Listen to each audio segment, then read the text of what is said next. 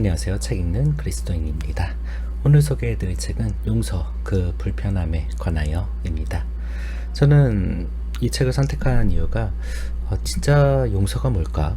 제가 성경을 읽으면서 또 집안에서 생활을 하고 사회생활을 하고 하면서 진짜 용서가 뭐지? 어디까지 용서해야 되는 거지? 또 어디까지 용서를 받아야 하고 그런 것들을 깊이 생각을 하다가 이 책을 발견을 했어요. 그래서 이 책을 읽으면 좀 알 수 있을 것 같다라는 생각이 들었고 이 책을 읽고 나서 어떤 생각이 들었냐면 결론이 참 간단하다라는 생각을 했어요.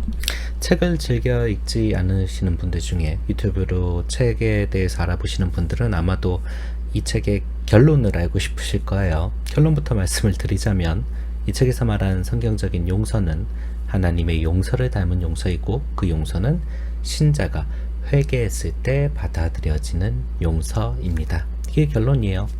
이 책을 읽으면 이 짧은 결론에 다다를 수 있죠. 그럼 이것으로 끝이냐? 그렇진 않을 거예요. 저는 그렇기 때문에 우리가 이 책을 읽어야 된다고 생각을 해요. 이 책은 성경적인 용서를 다룹니다. 이 책에서 정의 내린 그런 용서에 대해서 알아보면 가해자의 부당한 말과 행위로 피해자에게 심적, 정신적, 신체적 해가 발생했을 때 가해자의 진심 어린 사과, 회개를 전제로 피해 당사자가 자발적으로 가해자의 허물과 부당함을 덮어주는 것이라고 정의를 내립니다. 이 정의에 따르면 용서를 위해서는 몇 가지 전제되어야 하는 게 있겠죠. 첫째는 피해가 발생해야 돼요. 그게 심적인 거든 정신적인 거든 신체적인 거든 발생이 해야 되고 피해가 그리고 나서 사과 아니면 회개 이런 것들이 있어야 되죠. 근데 이 부분에서 영화 밀양이 생각이 납니다. 이 책에서도 밀양이 자주 언급되는데 밀양에서 범죄자가 하나님을 만나서 회개했고 자유함을 얻었다고 말하는 부분에서 주인공 전도연이 붕괴하죠. 그 자유함은 이 피해자와는 아무런 상관이 없으니까요. 그런데 앞서 언급된 정의에 따르면 용서는 가해자가 피해자에게 용서를 구했을 때 피해자가 가해자에게 해주는 것을 말하죠. 하나님이 나를 용서했다라는 건 성경의 곡해라고 할 수 있습니다. 물론 이 밀양에서 본다고 한다면요.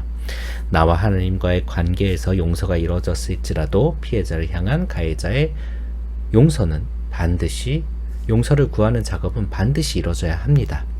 우리가 예배를 드리기 전에 먼저 화해하라고 성경 말씀에 써 있잖아요. 그런 것처럼 우리는 반드시 타인에게 가서 우리의 죄를 뉘우쳐야만 합니다. 그리고 성숙한 그리스도인은 진심으로 사과하는 자들을 원수를 사랑하듯 용서해야 돼요.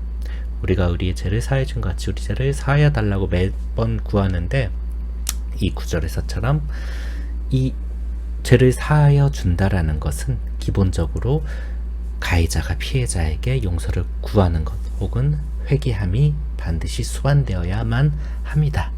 그리고 또 용서를 넘어서 사랑하도록 간구해야 하죠. 그가 진심으로 사죄했을 때. 웹소설을 쓰다 보면 호구 캐릭터가 나와요. 그런 캐릭터들은 인기가 없습니다. 특히 주인공이 호구라고 판정이 되면 독자들은 바로 손절을 합니다. 그 작품을 읽지 않는다라는 거죠. 그런데 의외로 호구 그리스도인이 많습니다. 하나님이 나를 용서하셨으니 나도 저를 용서하겠다라고 의지적으로 용서하려는 사람들이 있죠. 그런데 그들이 호구로 여겨지는 건 그 스스로도 자유함과 기쁨이 없기 때문입니다. 난 의지적으로 막 계속 용서를 하고 싶은데 그 과정이 결국은 자기 파괴적이라고 볼 수가 있어요. 그렇다면 그리스도인이 호구처럼 모든 사람을 무조건적으로 용서해야 하느냐? 이 책에 따르면 피해자가 사과했을 때 너그럽게 용서해 줄 수 있어야 합니다. 저자는 오히려 이 부분, 누군가 우리에게 사과했을 때 너그럽게 받아들여 줄 수 있느냐는 지점에 물음표를 붙입니다. 여기까지 보면 그리스도인의 용서도 참 별거 없다라는 생각이 들어요.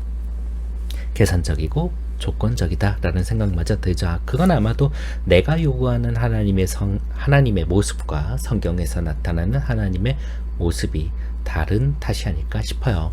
하나님은 독생자를 내어줌으로 우리를 용서하셨는데 그분은 공의로우셔서 독생자를 믿는 자에게 영생을 허락하셨죠. 그 지점에서 인간에게 오는 거리낌이 있어요. 수많은 이들이 그리 간단해 보이는 독생자의 믿음을 시행하지 못함이 이 지점에 있기 때문이죠. 그들은 무조건적인 사랑을 원합니다. 공의의 하나님은 내가 원하는 방식의 공의와 정의를 이루길 바라죠. 그리고 믿는 사람들도 별반 다르지 않은 기대감을 품고 살아가는 것 같아요. 그리스도인이 흔히 착각하는 것 가운데 하나가 우리의 용서는 무조건적이어야 한다는 거죠. 하나님께서 그러신 것처럼. 그런데 구약의 용서는 피의 제사를 통해 이루어집니다. 신약의 용서도 회개를 전제로 하죠. 무조건적인 용서가 아니에요. 죄의 뉘우침이 반드시 따라와야 한다는 거죠. 여기서 회개는 변화를 가리키는 표현이에요. 저자의 표현을 빌리자면 마음과 행동의 변화가 있어서 급진적이면서도 전인격적인 변화를 칭합니다. 모든 것이 바뀌게 된다라는 거죠. 그런 변화가 없다면 우리는 제대로 된 회개를 이루지 못한 거라고 할 수 있어요.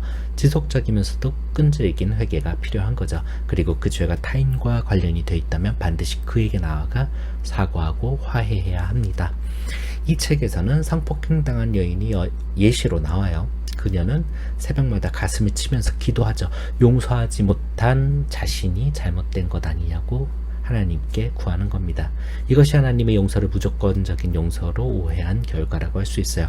우리가 기쁜 마음으로 남을 용서할 수 있으면 좋겠지만 애석하게도 피해자의 뉘우침 없이는 용서 자체가 성립할 수가 없습니다. 그건 그저 상황의 외면과 무시일 따름이죠. 이 책을 읽다 보면 회개할 수 있음에 감사하게 됩니다. 회개를 통해서 내 삶이 변하고 다시 하나님께 나아갈 수 있는 무궁무진한 기회가 열려 있다는 걸 알게 되죠. 이것은 그리스도인의 특권이고 또 아직 오지 않은 하나님 나라를 상징하는 장치라고도 생각이 돼요. 얼핏 사과하는 자를 용서하는 것이 되게 간단할 것 같죠. 뭐 제가 나한테 사과만 하면 내가 용서해 주지 이러면서 막 씩씩대는 사람들이 있잖아요. 그런데 잘 생각해보면 누가 내게 사과하더라도 그게 성에 안 찰 때가 많은 것 같아요. 저 사람 딴에는 최선인데 그게 내가 보기에는 건성으로 보이는 거죠. 그럴 때도 우리는 그 사람을 용서해야 합니다. 7번을 70번이라도 용서해야 되는 거예요. 그것이 우리에게 주어진 책무죠. 과연 그게 가능한 일일까를 되짚어 봐야 하는 지점인 거예요. 저는 요즘 아내와 아이의 다툼, 아니 일방적으로 혼나는 아이를 보면서 여러 가지 생각이 잠겨 있어요. 그렇다고 해서 뭐 여기서 제가 아무런 관계가 없고 뭐 아내가 잘못했고 이런 얘기를 하는 건 아니에요. 저도 여기에 끼어 있고 저도 그거를 그 상황에서 저도 같이 아이를 혼내기도 하고 화내기도 하고 소리치기도 하고 그런 것들을 보면서 이 아이를 한 중학교 때쯤에 기숙학교를 보내는 것이 아이의 미래를 위해서 나은 일이 아닐까 이런 생각도 해보고요. 또 아내나 또 저 같은 경우에도 좀 어려움이 있기도 해요. 왜냐하면 둘째 아이가 전염병이 퍼지기 시작했을 때 태어나서 이제 한 17개월, 18개월 됐나? 그러니까요. 이제 둘째와 함께 지내는 일에는 이제 집에만 있으니까 우울증이 점점 심해지거나 따라올 수밖에 없는 상황이 오는 거죠. 아내에게 혼나는 첫째를 보면 저도 막 속에서 막 부글부글 끓어요. 막 내가 화를 내면 그 상황이 간단히 억눌러지는 그런 순간도 많고요. 그래서 막 저 혼자 그냥 괜히 화가 나지도 않는데 막 소리를 치는 순간도 있어요. 더 그냥 그 상황을 모면하기 위한 장치인 거죠. 근데 이런 상황을 보면 아이가 피해자일 때가 더 많아요. 그리고 나는 아이에게 제때 제대로 사과하지 못하는 우를 범하고 있다라는 사실을 알게 되죠. 사과해야 가장으로서 권위가 선다라는 것도 머리로 알아요. 그리스도인의 권위, 가장의 권위 이런 것들은 낮아짐이 오히려 낮아질수록 높아지는 그런 원리가 있다라는 걸 성경을 통해서 배웠죠. 머리로는 알아요. 그런데 어제도 혼나면서 잠든 아이가 막 혼자 자책을 막 하더라고요. 우리 집에서는 더 이상 나를 사랑하지 않는다는 얘기도 하고, 뭐 가율이는 이제 그 아이가 자기 이름을 부르면서 나는 지금 너무 슬프고 뭐 이런 외롭고 막 이런 얘기를 하더라고요. 그 얘기 들으면서도 미안하다라는 얘기를 제가 먼저 했어야 되는데 그렇지 못하고 그냥 끌어안아주고 장난만 치면서 끝난 것 같아요. 저는 퇴근길마다 다짐을 해요. 기도를 하죠. 오늘은 소리치지 말아야지, 화내지 않아야지, 그리고 아이를 더 품어줘야지. 근데 막상 현관문을 열고 들어가면 저희 가정만의 전투가 시작되는 거죠. 그 치열한 현장 속에서 저는 대체로 장렬히 전사할 때가 많아요. 가해자여도 총탄을 맞고 죽을 수 있는 건 마찬가지니까요. 그렇지만 그 피해가 피해자보다는 심하지 않겠죠. 그래서 저는 이 책을 읽으면서 용서를 구하는 것도 중요하고 용서하는 것도 중요하고 그 가운데서 나를 용서하신 하나님을 묵상하는 것도 정말 중요하겠구나, 그런 생각을 하면서 읽었어요. 사실 이 책이 그렇게 간단한 책은 아닙니다. 결론은 간단하게 내려지지만 이 결론에 다다르는 유추하는 작업들이 아무래도 좀 학자적으로 접근을 하다 보니 이것저것 용서에 대해서 정의가 이렇게 간단하게 내려지는데 거기에 대해서 좀 복잡하게 이야기의 선을 가져가는 게 있죠. 그런데 그 과정에서 오는 깨달음이 있고 그 과정을 거쳐야만 알 수 있는 것들이 분명히 있거든요. 그래서 좀 용서에 대해서 좀 깊이 묵상하고 싶다라고 하는 분들에게 용서, 그 불편함에 대하여를 추천해 드립니다. 네, 오늘도 기도로 마무리를 하겠습니다. 하나님, 남을 용서하는 것도, 내가 또 용서를 받는 것도, 용서를 구하는 것도 너무나 쉽지 않은 상황입니다. 그런데도 불구하고 우리에게 용서할 수 있는 용기를 주시고 우리가 남을 용서할 수 있는 믿음을 허락하여 주시옵소서. 매번 포기하지만 그럼에도 불구하고 매번 포기하지 않고 다시 구합니다.